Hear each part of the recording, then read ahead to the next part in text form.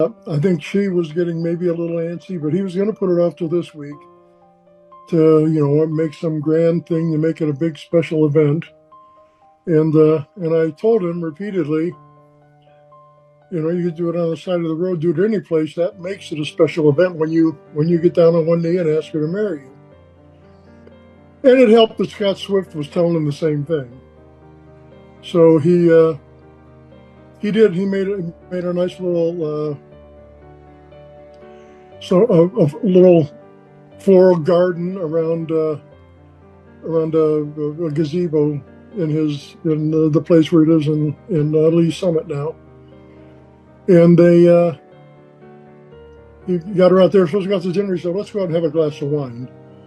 And she got out there, and they got out there, and that's when he asked her, and it was beautiful. She got, they started FaceTiming me and their mother and her folks to make sure everybody knew. So it's to see them together is great. They're just two young people very much in love, cast in a spotlight that they really haven't sought, but kind of followed with their success in their respective fields.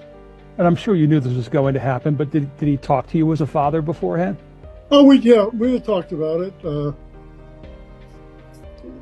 and kind of knew this was going to happen months ago. And to be honest with you, at least that was my guess, was that was probably during last season is when it really became obvious that they were just crazy about each other. You've seen your son.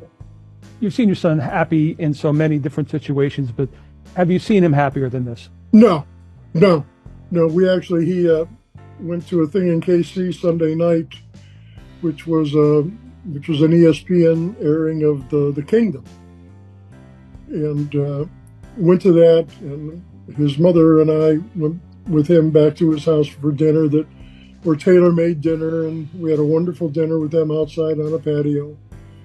And to just watch the two of them just crazy about each other, it's really kind of neat. Yellow, really Real Facts P-based, 2-minute high-emotion YouTube script, pure flow main, coy headings nahi. Just when you thought the Kelce family couldn't get any more exciting, Ed Kelce just dropped a bombshell that nobody saw coming. Travis Kelce is days away from marrying Taylor Swift in what people are calling the wedding of the century. 1,100 guests, Madison Square Garden, the whole world watching. And right in the middle of all that madness, his 75-year-old dad quietly walked onto Instagram and changed everything. Ed Kelce posted a photo. Just one photo. But that one photo is breaking the internet right now. He's standing there, smiling, looking genuinely happy, and beside him is a woman named Doree Hepner. And the caption?